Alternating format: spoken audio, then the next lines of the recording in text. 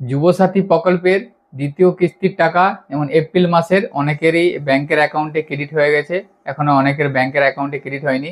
তো এখানে একটা জিনিস বলে রাখি, যুবসাথী প্রকল্পে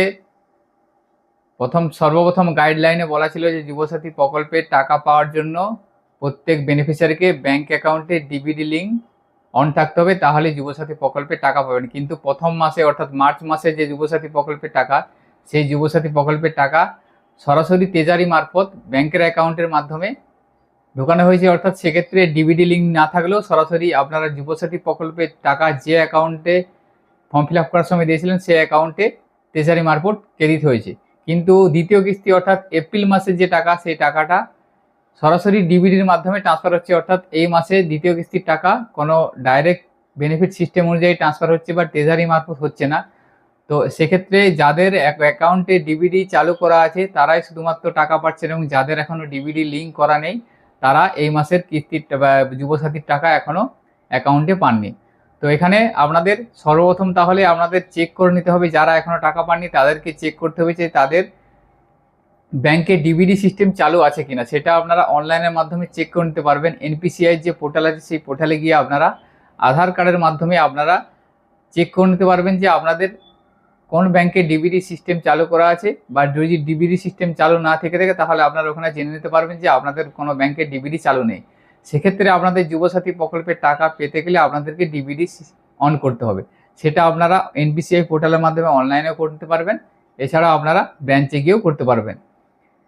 এরপর সমস্যা হচ্ছে, দেখুন আপনার দেখা গেল যে আপনার এনপিসিআই পোর্টাল থেকে আপনি স্ট্যাটাস চেক করে দেখলেন যে আপনার কোনো একটা ব্যাংকে ডিবিডি সিস্টেম চালু করা আছে, কিন্তু সেই ব্যাংকটি আপনি দীর্ঘদিন যাবৎ ব্যবহার করছেন না, সেই ব্যাংকটি আপনি অনেকদিন যাবৎ ব্যবহার করেননি বা লেনদেন করেননি, সেই ব্যাংকটি আপনার নিষ্ক্রিয় হয়ে আছে। সেক্ষেত্রে আপনার যুবসাথী প্রকল্পের টাকা তো পেতে সমস্যা হবে।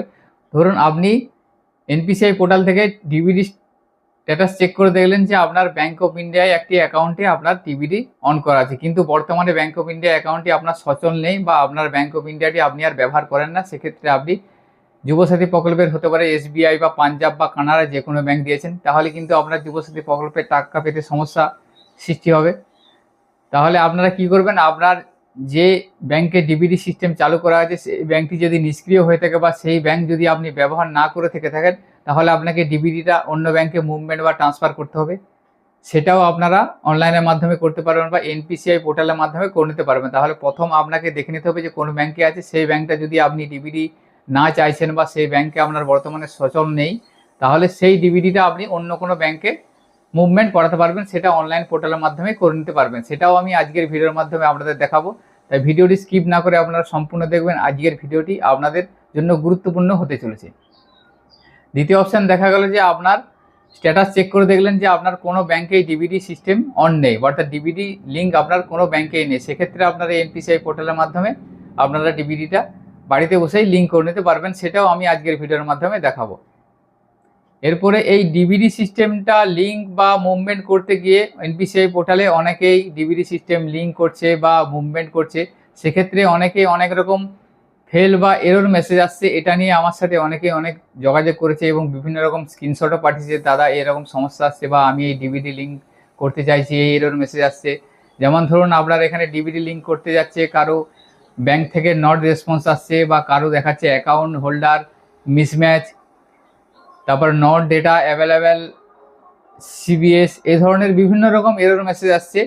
তো এই সমস্ত এরর মেসেজ এলে আপনারা কি কারণে এই ধরনের এরর মেসেজগুলো আসছে, বা এরর মেসেজ যদি আপনার এসে থাকে তার সমাধান কি, সেটাও আজকের ভিডিওর মাধ্যমে দেখাবো। অর্থাৎ আজকের ভিডিওর মাধ্যমে ডিবিডি সিস্টেম সংক্রান্ত সমস্ত রকম সমস্যার সমাধান কিভাবে করবেন সেটা আলোচনা করব, এবং আপনারা ডিবিডি সিস্টেম লিঙ্ক না করা থাকলে কিভাবে করবেন সেটাও আলোচনা করব, এবং আপনাদের ডিবিডি সিস্টেম যদি যে ব্যাংকে আছে সেই ব্যাংকে আপনাদের লেনাদেনা কিছু নেই, সেই ব্যাংক থেকে অন্য ব্যাংকে ডিবিডিটা আপনারা নিয়ে যেতে চাইছেন, সেটাও আমি আজকের ভিডিওর মাধ্যমে আপনাদের দেখাবো। সম্পূর্ণটা অনলাইন প্রসেস, আপনারা ভিডিওটি স্কিপ না করে সম্পূর্ণ দেখবেন এবং আমাদের সাথে থাকবেন। আশা করি ভিডিওটি আপনাদের খুবই উপকারে আসবে। অনলাইনের মাধ্যমে আপনারা কিভাবে স্ট্যাটাসটা চেক করবেন, অর্থাৎ কোন ব্যাংকে আপনাদের ডিবিডি চালু আছে কিনা বা আদৌ ডিবিডি আছে কিনা সেটা আপনারা কিভাবে জানবেন, সেটা সর্বপ্রথম আপনাদের দেখাবো। তারপরে আপনাদের দেখাবো যে বিভিন্ন রকম ফেল বা এরর মেসেজ এলে তার কি সমাধান, এবং তারপরে আমি আপনাদের দেখাবো যে কিভাবে আপনারা এক ব্যাংক থেকে আরেক ব্যাংকে ডিবিডিটা ট্রান্সফার করবেন।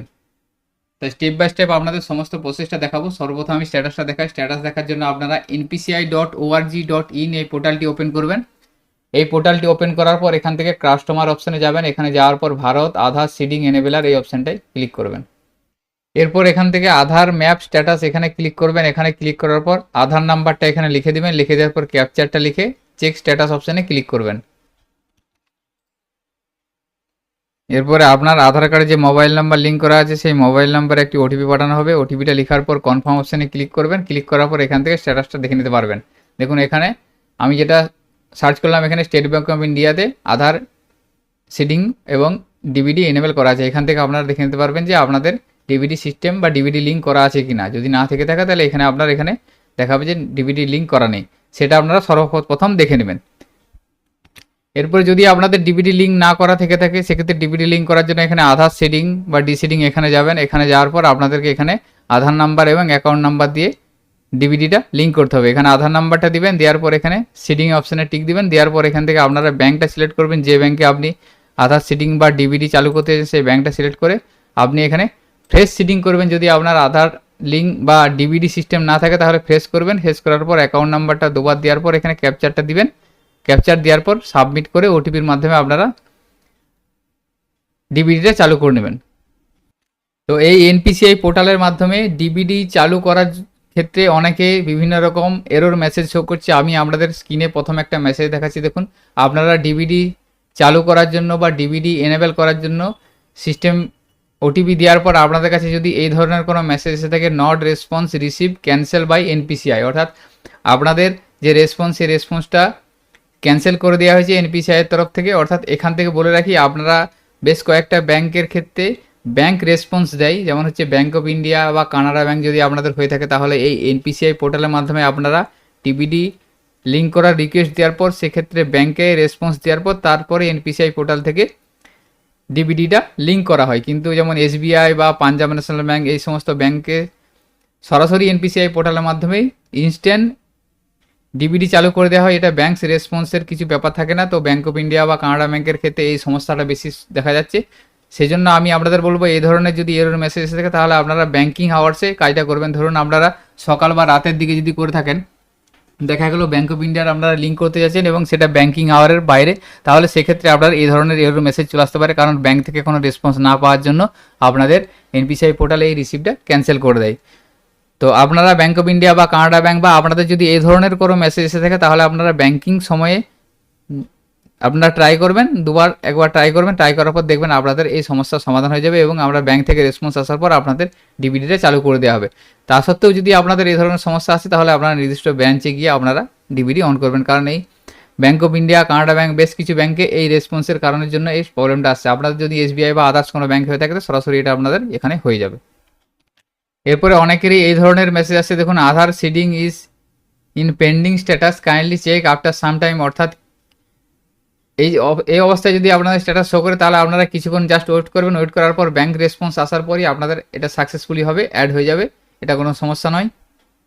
তো আপনাদের যদি এই ধরনের কোনো এরর মেসেজ আসে, সিডিং স্ট্যাটাস ফেলুয়ার এবং রিজন কোড একটা আসছে এবং ডেসক্রিপশনে লেখা থাকবে account holder name mismatch with CBS.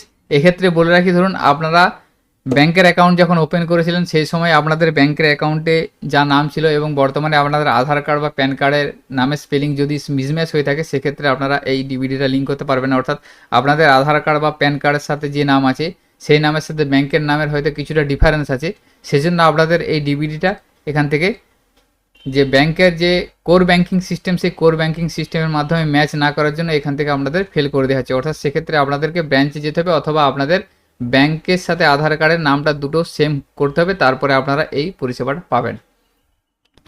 তো আপনারা এখন স্ক্রিনে যে এরর মেসেজ দেখতে পাচ্ছেন, এই ধরনের যদি এরর বা অ্যালার্ট মেসেজ আপনারা পেয়ে থাকেন তাহলে এই সমস্যাটা হচ্ছে সার্ভারের সমস্যা। এই সমস্যাটা আপনার পরবর্তী সময় ট্রাই করবেন, ট্রাই করলে আপনাদের সমস্যার সমাধান হবে। অর্থাৎ এনপিসিআই পোর্টালে সার্ভারের সমস্যা হলে এই ধরনের এরর মেসেজ আসছে। তো আপনাদের সাকসেসফুলি হলে এই ধরনের মেসেজ একটা আসবে, ইওর আধার নাম্বার, তারপর Aadhaar number successfully reseeded from Punjab national bank to SBI bank. এটা দেখুন পাঞ্জাব ন্যাশনাল ব্যাংক থেকে স্টেট ব্যাঙ্কে আর ডিবিডিটাকে ট্রান্সফার করা হয়েছে, সেই জন্য এই মেসেজটা আসছে, এই ধরনের মেসেজ আসবে। আমি আপনাদের ভিডিও শেষের দিকে দেখাবো কিভাবে আপনারা ট্রান্সফার করবেন। তো আপনারা স্ক্রিনে এখন একটা এরর মেসেজ দেখছেন। এই ধরনের যদি এরর মেসেজ আপনাদের আসে, no data available in bank CBS for given input, অর্থাৎ এই ধরনের সমস্যা হলো আপনারা ধরুন যে ব্যাংকে আপনারা ডিবিডি লিঙ্ক করতে চাইছেন সেই ব্যাংকে বেশ কিছুদিন যাবত যদি আপনাদের লেনদেন বা ট্রানজ্যাকশন না থেকে থাকে, তাহলে সেই ব্যাংকে আপনারা ডিবিডি চালু করতে গেলে আপনাদের এই ধরনের এরর মেসেজ আসতে পারে, অর্থাৎ কোর ব্যাংকিং সিস্টেমে তার ডিটেলসটা ফ্যাচ করছে না বা অ্যাভেলেবেল আসছে না, সেই জন্য এরর মেসেজ আসতে পারে। সেক্ষেত্রে আপনাদের কী করতে হবে, ওই নির্দিষ্ট ব্যাংকে কেওয়াইসি বা আপনারা আধার কার্ড জমা দিয়ে সেই ব্যাংকটাকে আগে সচল করতে হবে, অর্থাৎ সেই ব্যাংকে যদি বেশ কিছুদিন যাবত ট্রানজ্যাকশন না থেকে থাকে তা সেই ব্যাংকে নিষ্ক্রিয় হওয়ার কারণে এই ধরনের এরর মেসেজ আসে। সেক্ষেত্রে আপনারা ব্রাঞ্চে গিয়ে যোগাযোগ করতে পারেন, অথবা আপনারা কেওয়াইসির মাধ্যমে গিয়ে আপনারা ব্যাংক অ্যাকাউন্টটি সচল করে তারপরে আপনারা এনপিসিআই পোর্টালে গিয়ে আপনারা এখান থেকে ডিবিডি লিঙ্ক করতে পারবেন। তো এরপর আমি আপনাদের দেখাবো যে আপনাদের ডিবিডি কোনো একটা ব্যাংকে আছে, সেই ব্যাংক থেকে অন্য একটা ব্যাংকে আপনারা ডিবিডিটা মুভমেন্ট করতে চাইছেন, সেটা কিভাবে করবেন। সেটার জন্য আপনারা এখানে আধার সিডিং বা ডিসিডিং এই অপশানে যাবেন। এখানে যাওয়ার পর ইন্টার আধার নাম্বার, এখানে আপনি আপনার আধার নাম্বারটা লিখে দেবেন। লিখে দেওয়ার পর এখানে সিডিং অপশানে টিক দিবেন। দেওয়ার পর এখান থেকে আপনারা ব্যাংকটা সিলেক্ট করবেন, অর্থাৎ যে ব্যাংকে আপনি ডিবিডিটা চালু করতে চাইছেন সেই ব্যাংকটা এখান থেকে আপনি সিলেক্ট করে নেবেন। এখানে দেখুন আমি যেহেতু অন্য একটা ব্যাংক থেকে ব্যাঙ্ক অফ ইন্ডিয়ায় আমি ডিবিডি মুভমেন্ট করতে চাইছি, সেজন্য আমি ব্যাঙ্ক অফ ইন্ডিয়া সিলেক্ট করলাম। সিলেক্ট করার পর এখান থেকে আমি 3 নম্বর যে অপশানটা সেই অপশানটা সিলেক্ট করব, movement from one bank to other bank, অর্থাৎ আমি একটা অন্য ব্যাঙ্ক থেকে অন্য ব্যাঙ্কে নিয়ে যেতে চাইছি, সেজন্য আমি 3 নম্বরটা সিলেক্ট করবো। আপনাদের সেম ব্যাঙ্ক হয়ে থাকে তাহলে দ্বিতীয় অপশানটা সিলেক্ট করবেন। এখানে এরপরে আমি অ্যাকাউন্ট নাম্বারটা এখানে দিয়ে দেবো, অর্থাৎ যে ব্যাঙ্কে আমি ডিবিডিটা চালু করতে চাইছি সেই ব্যাঙ্কের অ্যাকাউন্ট নাম্বারটা এখানে লিখে দিতে হবে। লিখে দেওয়ার পর এখানে কনফার্ম অ্যাকাউন্ট নাম্বার আবার পুনরায় অ্যাকাউন্ট নাম্বারটা লিখতে হবে। লেখার পর এখানে বক্সে টিক দিবেন। দেওয়ার পর এখান থেকে ক্যাপচারটা লিখে দেবেন। এরপরে সাবমিট অপশানে ক্লিক করবেন। সাবমিট অপশানে ক্লিক করার পর একটা টার্ম অ্যান্ড কন্ডিশন আসবে। এই টার্ম অ্যান্ড কন্ডিশনটাকে এখানে আপনারা এগ্রি অ্যান্ড কন্টিনিউ করে দেবেন। কন্টিনিউ করার পর দেখবেন যে আপনার আধার কার্ডে যে মোবাইল নাম্বার দেওয়া আছে সেই মোবাইল নাম্বারে একটি ওটিপি পাঠানো হবে। এখান থেকে ইন্টার ওটিপি জায়গায় ওটিপিটা লিখবেন। লেখার পর কনফার্ম অপশানে ক্লিক করবেন। দেখুন কনফার্ম করার পর এখানে আমাকে একটা মেসেজ দিচ্ছে, আমার অলরেডি ইন্ডাসইন্ড ব্যাংক লিমিটেডে ডিবিডি সিস্টেম লিঙ্ক করা ছিল, আমি সেটা ব্যাঙ্ক অফ ইন্ডিয়ায় নিয়ে যেতে চাইছি, সেই জন্য এখানে মেসেজটা শো করে আছে, অর্থাৎ কোন ব্যাঙ্কে আপনার আছে কারেন্ট এবং আপনি কোন ব্যাঙ্কে নিয়ে যেতে চাইছেন সেটা এখানে শো করে যাবে। এটা সঠিক হলে আপনি কনফার্ম অপশানে ক্লিক করবেন। কনফার্ম অপশানে ক্লিক করার পর দেখুন Aadhaar seeding is and pending status, এখানে আপনারা জাস্ট কিছুক্ষণ ওয়েট করবেন। তো এখানে দেখুন আমার সাকসেসফুলি এসে যাচ্ছে। এখানে দেখুন রেজাল্ট দেখাচ্ছে ইওর আধার, তারপর Aadhaar number successfully reseeded from, যে ব্যাঙ্কে ছিল সেই ব্যাঙ্ক থেকে ব্যাঙ্ক অফ ইন্ডিয়ায় আমার ডিবিডিটা ট্রান্সফার হয়ে গেল, সেই জন্য এই মেসেজটা শো করছে এখানে সাকসেসফুল এসে গেছে। তো এইভাবে আপনারা এনপিসিআই পোর্টালের মাধ্যমে এক ব্যাঙ্ক থেকে আরেক ব্যাঙ্কে আপনারা ডিবিডিটা ট্রান্সফার করে নিতে পারবেন। এরপর আপনারা এখানে আধার ম্যাপ স্ট্যাটাসে যাবেন। আধার ম্যাপ স্ট্যাটাসে যাওয়ার পর আমি আপনাদের সরাসরি দেখাচ্ছি। দেখুন আমার এটা ব্যাঙ্ক অফ ইন্ডিয়ায় চলে যাবে। এখানে আধার ম্যাপ স্ট্যাটাসে আমি যাওয়ার পর এখানে কনফার্ম করছি। কনফার্ম করার পর এখানে আমি আমার আধার নাম্বারটা দিচ্ছি, যে আধার নাম্বারটা আমি ডিবিডিটা ট্রান্সফার করলাম, এখানে আধার নাম্বারটা দিয়ে দিলাম। দেওয়ার পর এখানে ক্যাপচারটা লিখবো। ক্যাপচারটা লেখার পর এখানে চেক স্ট্যাটাসে ক্লিক করবো। এখান থেকে আবার ওটিপি যাবে, ওটিপিটা এখানে দেওয়ার পর আমি কনফার্ম অপশানে ক্লিক করছি। এখন কনফার্মে ক্লিক করার পর এখানে ধরুন ব্যাঙ্কের নাম ব্যাঙ্ক অফ ইন্ডিয়া শো করে আছে, অর্থাৎ আমার যে ডিবিডি সেই ডিবিডিটা সাকসেসফুলভাবে মুভমেন্ট বা ট্রান্সফার হয়ে গেছে। এইভাবে আপনারা মুভমেন্ট বা ট্রান্সফার করে নিতে পারবেন। তো আজকের ভিডিওতে এই ইনফরমেশনটি আপনাদের সাথে শেয়ার করার ছিল। সকলের সুবিধার্থে ভিডিওটি শেয়ার করবেন এবং সকলে ভালো থাকবেন, সুস্থ থাকবেন। ধন্যবাদ।